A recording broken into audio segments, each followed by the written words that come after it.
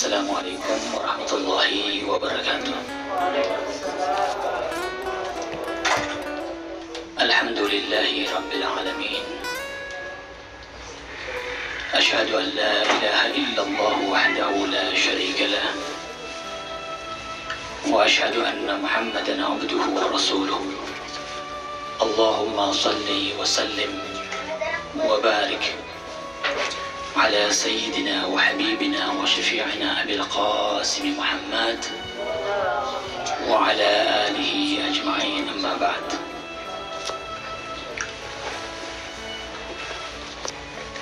Hadirin dan hadirat yang dirahmati Allah, pertama-tama puja dan puji syukur sudah sepantasnya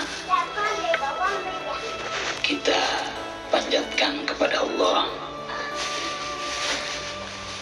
sebab begitu banyak nikmat yang Allah curahkan kepada kita, sehingga terkadang kita malu dengan begitu banyaknya kasih sayang Allah, nikmat yang Allah berikan kepada kita, tapi kita tidak mampu membalas semua itu dengan sebaik-baiknya. Bentuk ibadah kita, bentuk pengamalan-pengamalan dari kebaikan-kebaikan yang kita kerjakan murni bukan untuk Dia. Oleh karena itu, Nabi Musa pernah bertanya kepada Allah pada saat beliau bermunajat, bertatap muka dengan Allah. Dan kita tahu bersama bahwa gelar dari Nabi Musa itu adalah Kalimullah, seseorang yang bercakap-cakap dengan Tuhannya, satu makam yang luar biasa. Ketika dia berada di Bukit Tursina sebagai tempat munajah beliau, miqat beliau untuk bertatap muka dengan Allah. Dan setiap hamba sudah seharusnya punya miqat, punya tempat untuk berjumpa dengan Tuhannya, tempat untuk berkomunikasi.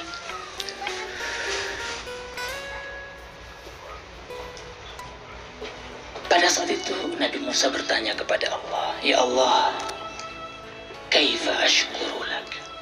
Bagaimana aku bisa bersyukur kepadamu, sedangkan syukur yang aku ucapkan, terima kasih yang aku ucapkan, tahmid, alhamdulillah yang aku ucapkan kepadamu, tidak lain adalah bentuk rahmat dan kasih sayang yang engkau berikan kepadaku, sehingga lisan ini bergerak untuk bisa mensyukuri nikmat. Apa yang dikatakan Allah kepada Nabi Musa? Ya Musa, pada saat engkau berikrar dan mengatakan ketidaksanggupan engkau untuk mensyukuri nikmatku, itulah tanda syukurmu kepadaku. Allahu Akbar. Jadi bukan sekedar ucapan-ucapan syukur kita ketika kita mendapatkan kenikmatan, kemudian itu sudah menjadi gambaran rasa syukur kita. Bukan. Tapi pada saat kita tidak mampu lagi, bingung kita, sehingga kata Rasulullah, "Ya Allah, zidni mutahayyiran biki." Allah, tambah kebingunganku kepadamu. Coba bayangkan, lihat ibadah kita seperti apa dibandingkan dengan kenikmatan yang Allah curahkan kepada kita. Terkadang kita bingung, ya Allah, ada apa? Kenapa bisa seperti ini ya Rabb? Aku bermaksiat, aku berbuat dosa, tetapi ternyata engkau membalas semua itu dengan kenikmatan dan kasih sayang. Allahu Akbar. Yang seharusnya ketika Allah melihat kita membangkang kepadanya, berbuat maksiat, ini mahadharnya Allah, ini buminya Allah, Allah memandang kepada kita. Dan seharusnya pada saat Allah melihat seorang hamba bermaksiat, harusnya pada saat itu apa yang harus Allah lakukan kepada kita? Saya berikan satu gambaran, ya, satu contoh. Seandainya anak Anda berbuat satu hal yang negatif yang Anda tidak sukai dan itu di hadapan Anda, kira-kira apa yang Anda akan lakukan kepada anak Anda tersebut? Apa Anda akan tersenyum? Anda membiarkan dia melakukan perbuatan dosa tersebut? Atau kemudian Anda akan menyentil anak itu, atau memukulnya, atau menegurnya? Mungkin itu yang kita akan lakukan, tapi ternyata Allah tidak. Allah biarkan kita. Allah menunggu kita. Kapan kita pada akhirnya bisa kembali kepadanya? Allah tunda azab tersebut. Allah tunda pembalasan itu. Allah menanti, Allah menunggu. Kenapa? Karena memang Allah itu cinta kepada kita, sangat sayang kepada kita. Allahu Akbar. Kita nggak tahu bagaimana kasih sayang Allah kepada hamba-hambanya.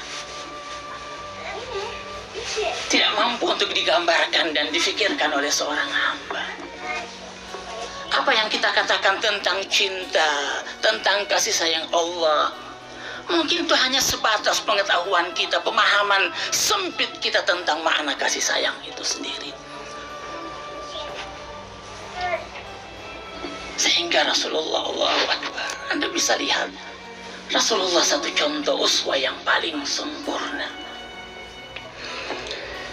Kita ingin bertanya terkadang, ya Allah, kalau Allah cinta, sayang kepada kita, itu sebenarnya seperti apa sih yang Allah akan lakukan kepada kita? Seandainya kita ingin bertanya, ya Allah, sekarang Engkau terus memberikan kenikmatan, apakah itu tanda kasih sayangmu kepada aku? Mungkin iya, itu tanda kasih sayangnya Allah.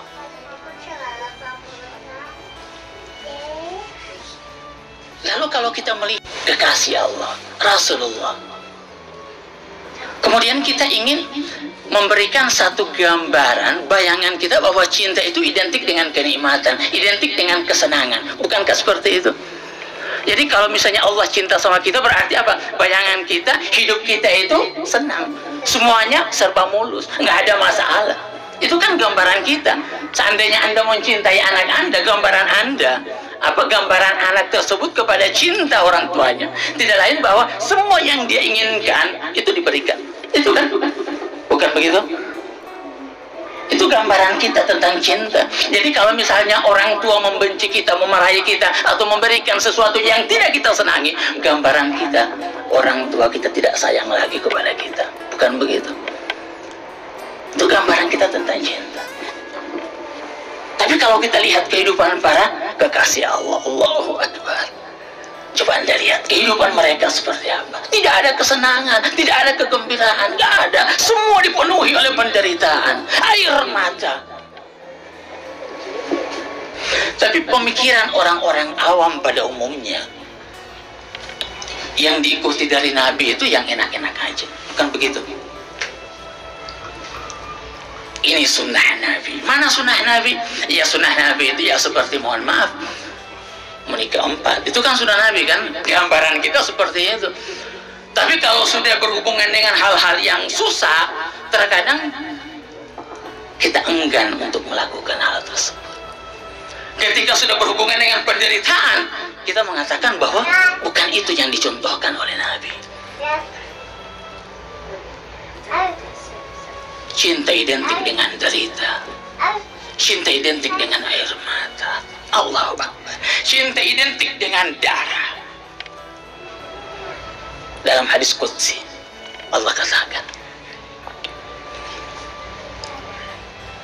"Fa'idha asyaqani," apabila seorang hamba itu mencintaiku, asyaqtu, maka aku akan mencintai dia. Lalu mana bukti cintamu ya Allah? Faqataltu, maka aku akan membunuhnya. Allahu Akbar. Faqataltu, aku akan membunuhnya. Itu cinta. Jangan berpikir cinta itu kesenangan. Bukan. Kalau engkau berpikir bahwa cinta Allah itu identik dengan kesenangan, dusta engkau mencintai. Dusta. Jangan kita mengatakan bahwa kita ini udah mencintai mereka. Ini hanya di lisan kita. Lisan sangat mudah untuk mengatakan sesuatu. Makanya nanti di kemudian hari yang akan ditutup oleh Allah itu lisan manusia. Allah akan tutup nih, nggak berbicara lagi lisan ini. Sekarang lisan begitu mudah mengatakan sesuatu, tapi buktinya mana, aplikasinya mana, amalnya mana, nggak ada, kosong semua.